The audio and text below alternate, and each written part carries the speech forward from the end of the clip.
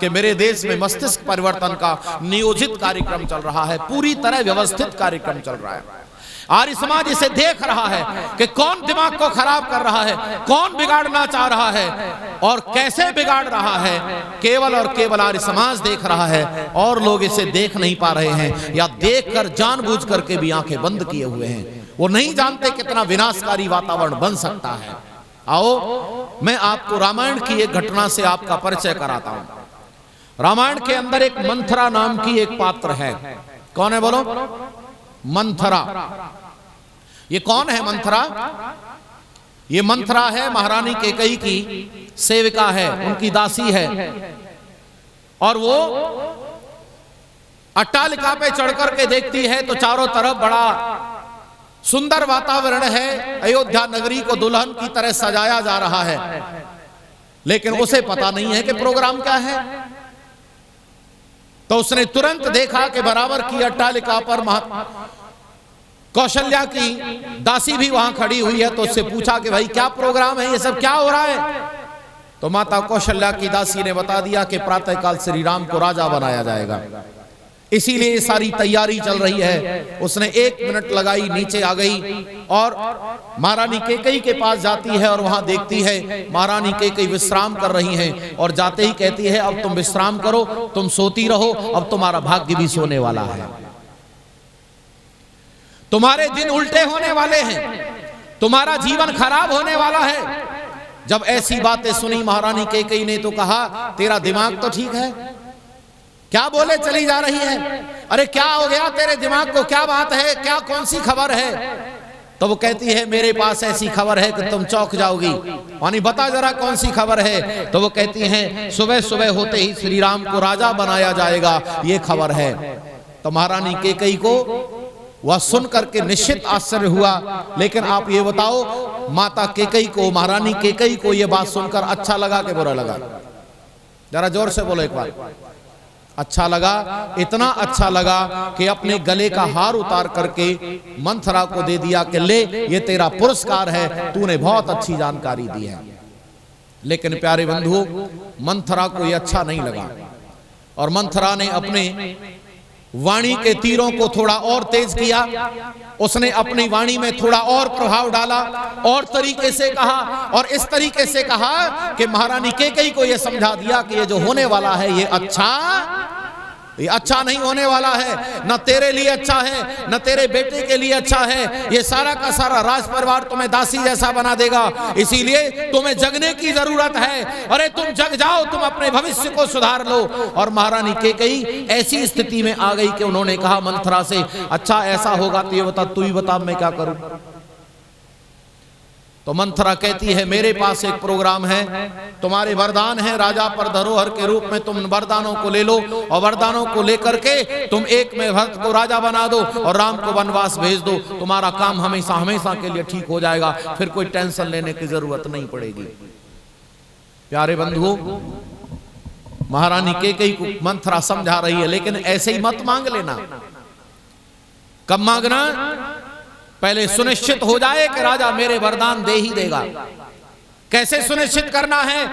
कि एक काम कर, तू सबसे पहले ये तेरे बाल जो बंधे हुए हैं इन्हें खोल ले, हमारे ब्रज की भाषा में बालों को बखेर ले, और ये तेरे आभूषण इन्हें फेंक दे, और सबसे मैले कुचेले फटे पुराने कपड़े पहन ले और जाकर के वहां को भवन में लेट जा।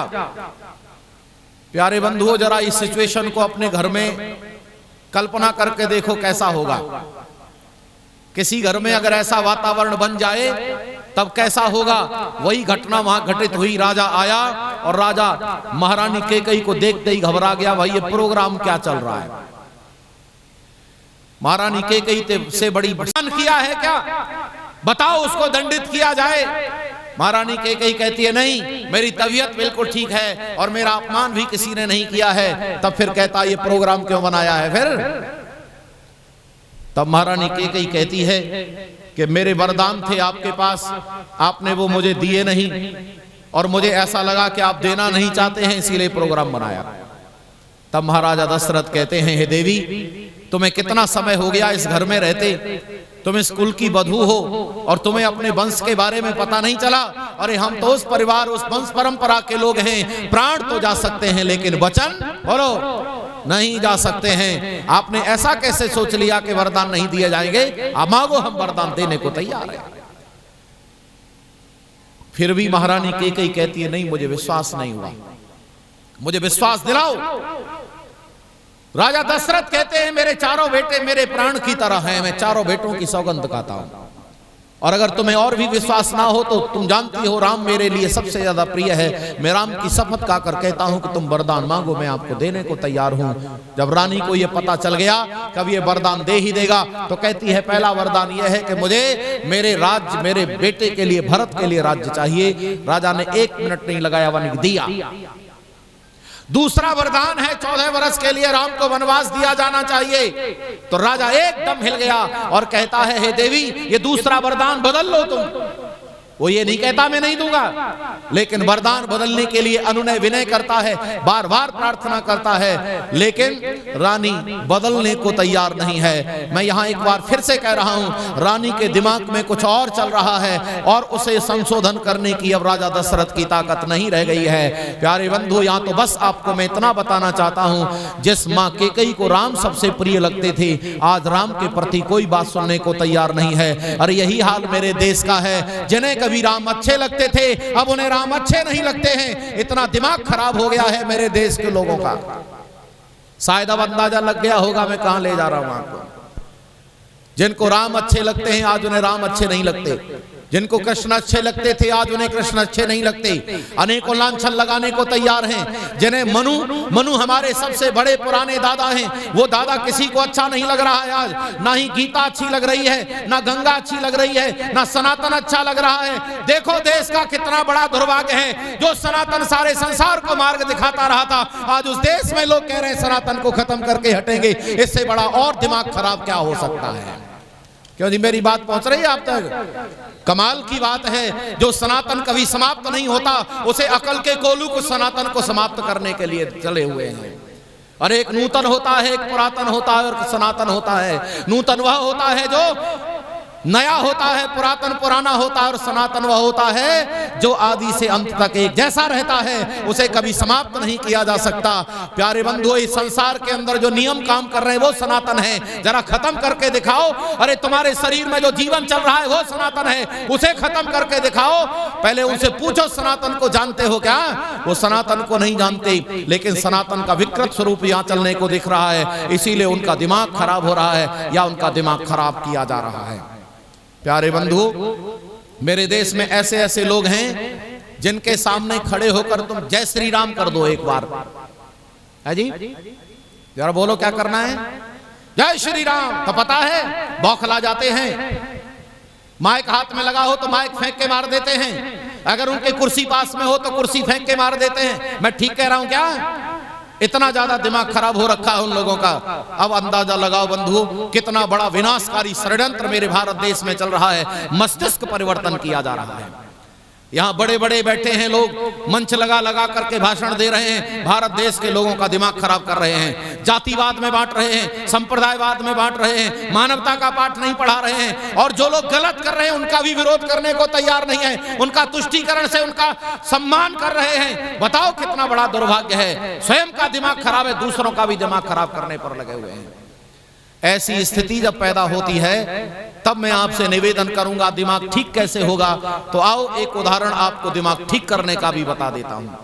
आप मुझे सुन लो थोड़ी देर आज, क्योंकि आपने समय पहले ही बहुत ज्यादा खराब कर लिया है औपचारिकताओं में। थोड़ा सुन लो।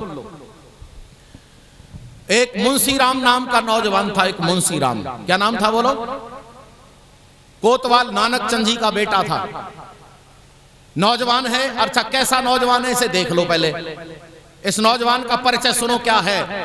इस मुंशी राम का परिचय है, यह शराब पीता है, मांस खाता है, सुबह से शाम तक झूठ बोलता है, व्यभिचार भी करता है, और सुनो वह भारतीय सनातन परंपरा का कट्टर विरोधी है, नास्तिक है। वह पंडितों को नहीं मानता, माने ब्राह्मण क्या होता है, वेद क्या होता है, इसे कुछ मतलब नहीं है। ईसाइयों का पक्षधर है। ऐसा नास्तिक बिगड़ा हुआ नौजवान, आपको कहीं ऐसा तो नहीं लग रहा कि मेरे देश के नौजवान का परिचय हो रहा है? वर्तमान में मेरे देश के नौजवान के हालात भी कुछ, बोलो जरा एक बार, ऐसे ही हैं। उसे नहीं पता सनातन क्या है, उसे नहीं पता वेद क्या है, उसे नहीं पता भारत क्या है। अच्छा, एक बार इन अधिकारियों के लिए धन्यवाद करो ताली बजाकर, जिन्होंने स्वीकार किया कि आ रही थे हम सारे के सारे। बहन जी ने बहुत अच्छा सुंदर कहा, बहन संध्या जी ने, जो उप जिलाधिकारी उन्होंने क्या कहा कि ये बात मैंने इतिहास से भी जान ली है कि ये आर्य ही परिव्यवस्था है और हम वेद के आधार पर चल रहे हैं, और ये तो बहुत बड़ी बात है, लेकिन ये बात जन सामान्य तक पहुंचे, इसके लिए आर्य समाज को काम करना पड़ेगा ताकि सबको पता चल जाए कि हम आर्य ही थे। हालांकि थोड़ा थोड़ा रुझान आ रहा है, थोड़ा थोड़ा बदल रहा है, लेकिन बदलेगा तब जब आप तर्क और प्रमाणों के आधार पर दे सकोगे।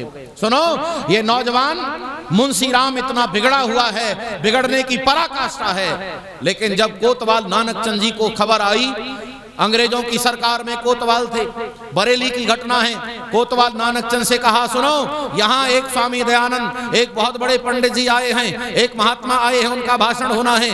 बहुत लोग जानते थे क्योंकि उनका प्रचार बहुत धूमधाम से जगह जगह हो रहा था। हमारे बरेली नगर में आए हैं, अरे उनकी व्यवस्था करनी है, कोई उपद्रव नहीं होना चाहिए। कोतवाल नानक चंद अपने सिपाहियों को लेकर के गए, वहां व्यवस्था करा दी और पहले दिन का व्याख्यान सुन लिया। पहले दिन का व्याख्यान सुनने के बाद आकर मुंशी राम से कहा, रे मुंशी राम, एक बहुत बड़ा पंडित आया है हमारे नगर में, उसका भाषण सुन ले। तो सुनो मुंशी राम क्या सोच रहा है। मुंशी राम ने बताया था ये कि मैं क्या सोच रहा था। मुंशी राम ने कहा, ये पंडित हमको क्या समझाएगा, हम तो अंग्रेजी पढ़े लिखे लोग हैं, हम तो बहुत ज्यादा जानते हैं, हम वकालत करते हैं, ये पंडित हमें क्या समझाएगा। लेकिन एक बात समझ में आई, हो सकता है परमेश्वर की कृपा हो सकता है पहले कोई संस्कार चल रहे हो कि पिताजी ने कहा है चलो चलेंगे, और थोड़ी देर खड़े होंगे और बात समझ में नहीं आई तो निकल पड़ेंगे, कह देंगे हम तो गए थे लेकिन वहां मतलब की बात तो कोई थी नहीं। मुंशी राम ने जाकर के उस सभा में देखा, अभी स्वामी दयानंद जी आए नहीं हैं, सभा खचाखच भरी हुई है, और प्यारे बंधुओं पीछे से देखा मंच पर कुछ ऐसे लोग बैठे हैं जिनको मुंशी राम सम्मान की दृष्टि से देखता है। वो पादरी हैं, अंग्रेजों के बड़े अधिकारी हैं। उसके मन में एक बात आई, जब ऐसे बड़े बड़े लोग इंतजार कर रहे हैं तो बात तो कोई ना कोई होगी ही, चलो थोड़ी देर सुनेंगे। मुंशी राम ने अपना मन बनाया, थोड़ी देर सुनना है। महर्षि देव दयानंद जी महाराज मंच पर आए, सबने अदब किया, सम्मान किया, स्वामी जी का भाषण हुआ और पूरा भाषण भर मुंशी राम ने सुन लिया। मुंशी राम ने कहा, मैं एक बार भी नहीं सोच पाया कि मुझे यहां से चल देना चाहिए, मुझे यहां से चल देना चाहिए, एक बार भी नहीं सोचा। और जब व्याख्यान खत्म हुआ, सारे लोग जा रहे थे और मुंशी राम भीड़ को चीरते हुए आगे आ रहा था और स्वामी जी से कहता है, स्वामी जी दो बात कर सकता हूं क्या। और चूंकि आप जानते हैं स्वामी जी इतने सरल और इतने बढ़िया तरीके से लोगों से मिलते थे, लोग उनसे सहजता से मिल सकते थे। बोलो। मुंशी राम ने कहा, कुछ प्रश्न करने हैं, करो। प्रश्न किए, उत्तर मिल गया। दूसरे दिन प्रश्न किए, उत्तर मिल गया। तीसरे दिन उत्तर किए, प्रश्न किए, उत्तर मिल गया। और आज मुंशी राम कह रहा है, स्वामी जी मेरे सारे प्रश्नों का उत्तर मिल गया है, इसीलिए अब मेरे पास कोई प्रश्न नहीं रह गया है और आपके प्रश्नों से मैं संतुष्ट हूं। लेकिन मैं अभी एक बात नहीं समझ पाया, ईश्वर के प्रति मेरा विश्वास, ईश्वर के प्रति मेरी आस्था नहीं जमी है। तो श्रद्धेय स्वामी जी कहते हैं कि मैंने तुम्हारे प्रश्नों का उत्तर दे दिया, लेकिन मैंने ये कब कहा था कि आस्था जम जाएगी। अरे आस्था तो उस समय जमेगी जब परमेश्वर की कृपा तुम्हारे ऊपर होगी। जिस समय परमेश्वर की कृपा होगी तुम्हारा, उसके प्रति विश्वास भी जम जाएगा।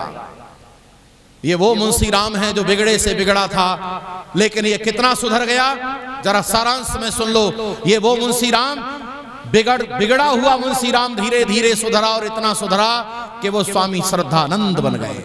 बोलो क्या बन गया? स्वामी श्रद्धानंद। ये कौन है स्वामी श्रद्धानंद?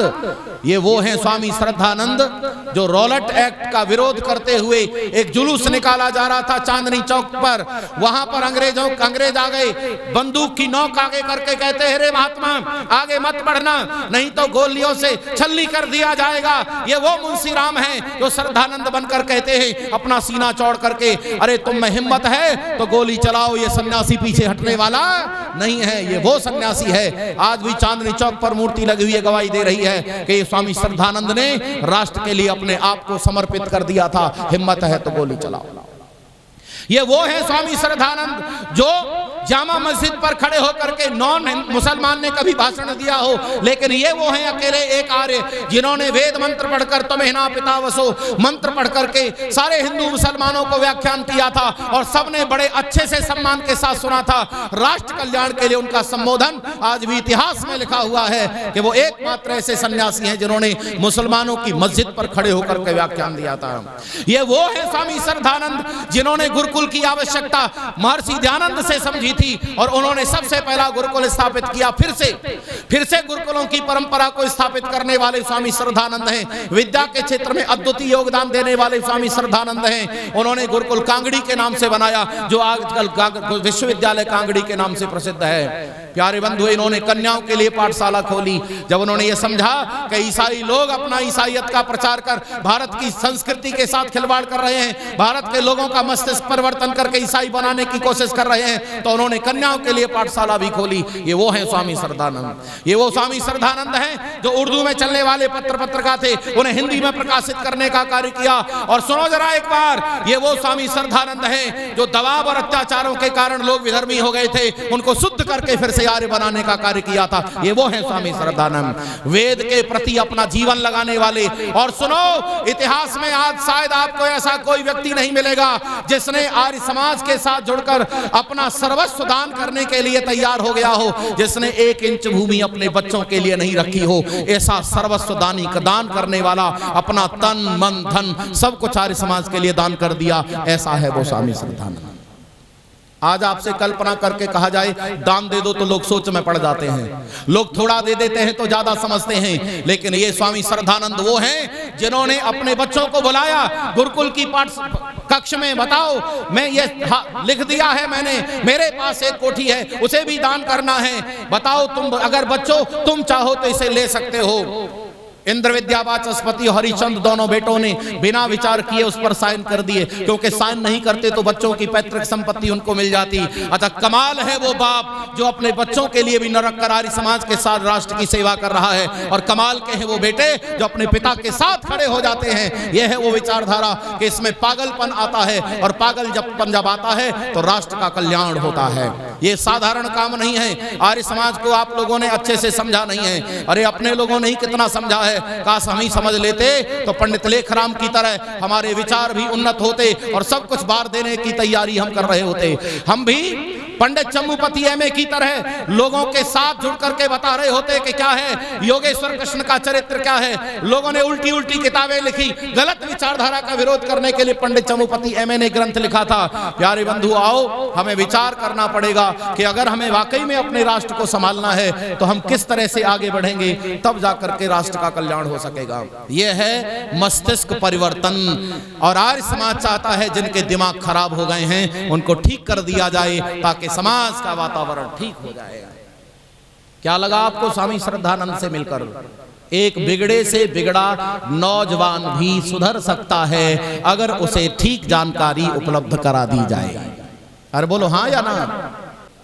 मेरा देश बिगाड़ की ओर है अभी भी, क्योंकि भारत देश में ऐसी अनेक एजेंसियां काम कर रही हैं, ऐसे अनेक लोग काम कर रहे हैं जो भारत देश के नौजवानों का दिमाग खराब कर रहे हैं। उन्हें ना तो अच्छे कर्म की ओर लगा रहे हैं, ना ही उन्हें अच्छी दिशा में लगा रहे हैं। इसीलिए आपको मैंने थोड़ा सा परिचय कराया कि विचारधारा जब बदलती है तो आदमी का कर्म बदल जाता है।